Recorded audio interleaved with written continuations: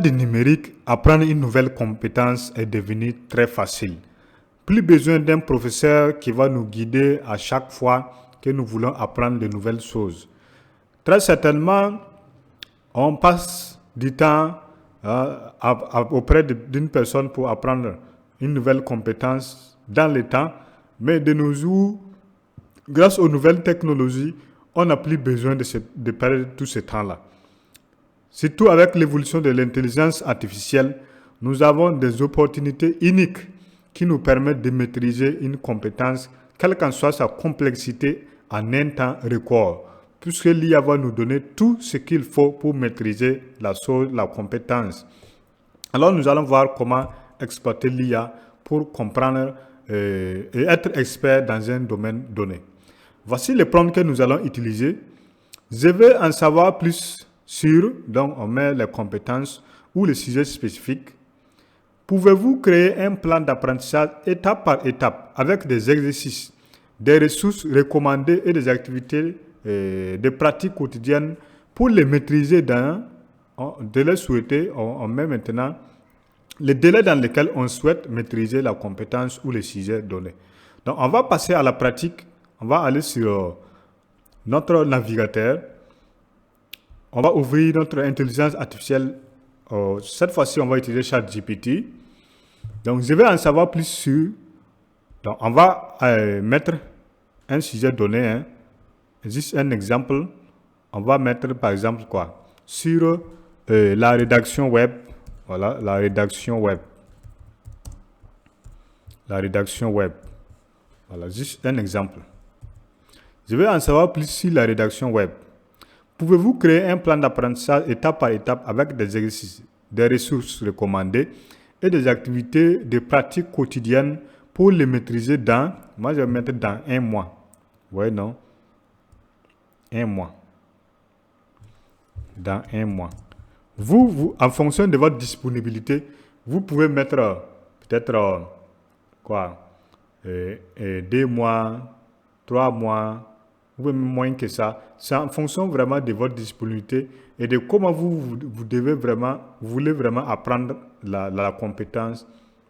Si vous voulez juste avoir quelques notions ou bien vous voulez vraiment aller jusqu'à un niveau avancé, en fonction de ça, vous allez mettre le temps nécessaire.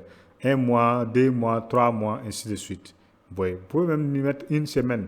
Mais bon, pour voir comment apprendre. Mais si vous n'allez pas être à un niveau que celui qui va mettre par exemple 2 mois ou 3 mois, ça sera un peu différent puisque vous n'allez pas faire la même chose. Celui qui va apprendre en 1 semaine, c'est pas évident qu'il soit efficace comme celui-là qui va prendre son temps pour apprendre en 2 mois ou 3 mois.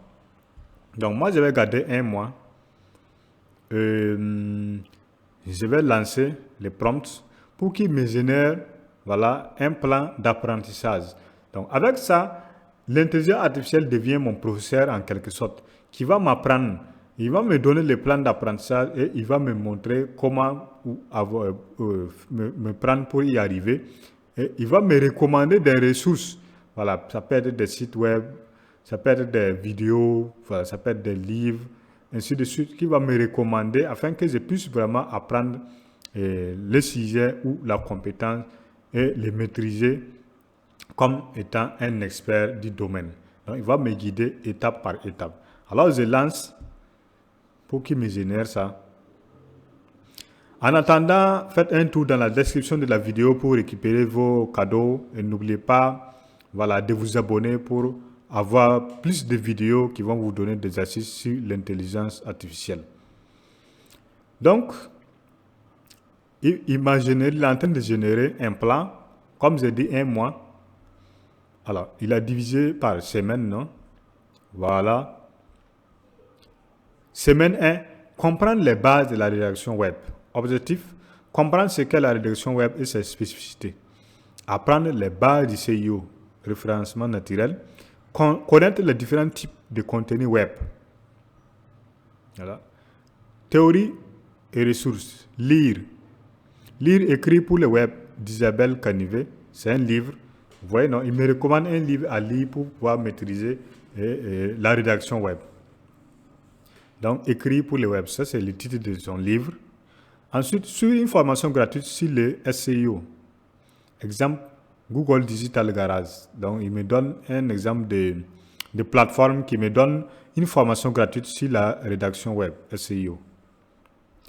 Lire des blogs spécialisés, Content Marketing Institute, HubSpot et Neil Patel. Donc, il me donne voilà, des blogs que je dois suivre pour faire quoi? Pour maîtriser la rédaction web. Et il me donne des exercices. Identifier 5 sites web à analyser leur contenu. Quel type d'articles publient-ils? Sont-ils bien optimisés pour le SEO? Oui, non. D'identifier 5 sites web et analyser leur contenu. Quel type d'articles publient-ils? Sont-ils bien optimisés pour le SEO? Réécrire un article existant en le rendant plus clair et attractif. Voilà. Il m'a donné 2 exercices. Pour la première semaine, identifier 5 sites web, suivre leur contenu et prendre un article et le réécrire complètement voilà, pour le rendre encore plus clair et attractif. Pratique quotidienne. Lire 3 articles de blog populaires et noter ce qui les rend efficaces.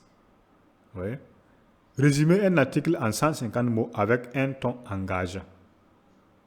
Voilà. Donc, ça, c'est ce que je dois faire de façon quotidienne. Ça, c'est ce que je dois faire dans la semaine. Voilà, des exercices que je dois faire dans la semaine. Vous voyez. Donc, il me donne un plan complet. Semaine de techniques de rédaction et SEO. Objectif, rédiger des articles optimisés pour le référencement. Structurer un article avec des titres et des sous-titres efficaces. Utiliser des mots-clés naturellement. Donc, ça, c'est moi, les objectifs de la semaine. Ce que je dois pouvoir faire dans la semaine. Théorie et ressources. Lire l'importance des balises. Voilà, H1, H2, H3. Des méthodes de description et des URL optimisées. Voilà. Utiliser Uber Success ou Answer the Public pour la recherche de mots-clés. Ouais, donc, ce sont des outils que nous pouvons utiliser pour rechercher des mots-clés. Exercice. Écrire un article de 500 mots sur un sujet donné en intégrant des mots-clés stratégiques. Voilà. On a écrit un article de 500 mots en intégrant des mots-clés stratégiques. C'est un exercice à faire dans la semaine. Un par semaine, voilà, dans la semaine 2. Réviser un ancien article en optimisant son SEO, titre, métadescription, mots-clés. Voilà. Donc, ça, ce sont les exercices qu'on doit faire dans la semaine. En une semaine. Ensuite, pratique quotidienne. Donc, dans la deuxième semaine, ce qu'on va faire quotidiennement, rédiger un paragraphe avec un mot-clé principal et au moins 2 synonymes. Voilà. Lire et analyser une page bien référencée sur Google. Pourquoi fonctionne-t-elle? Voilà. Ça, c'est chaque jour, on doit faire ces exercices-là. Chaque jour. Voilà, on fait ça. Et donc, vous allez voir qu'avec ça, on va maîtriser les domaines. Donc, semaine 3, copywriting et engagement du lecteur. Voilà. Semaine 4, monétisation et spécialisation. Objectif, explorer les opportunités professionnelles en rédaction web, améliorer son style et son efficacité, créer un portfolio. Ouais. Théorie et ressources. Lire Everybody Writes. Donc, il nous donne un livre à lire. Suivre un module sur la rédaction pour les réseaux sociaux. Voilà. Exercice. Écrire un article destiné à un client fictif. Ça, c'est l'exercice de la semaine 4. Construire un portfolio en ligne via Medium, LinkedIn ou un blog personnel. Pratique quotidienne. Rédiger un post LinkedIn ou Facebook optimisé pour l'engagement.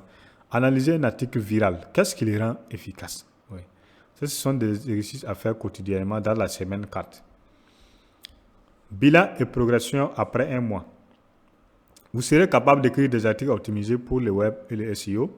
Vous aurez développé un style clair et engageant. Vous disposerez d'un portfolio avec au moins 4 articles.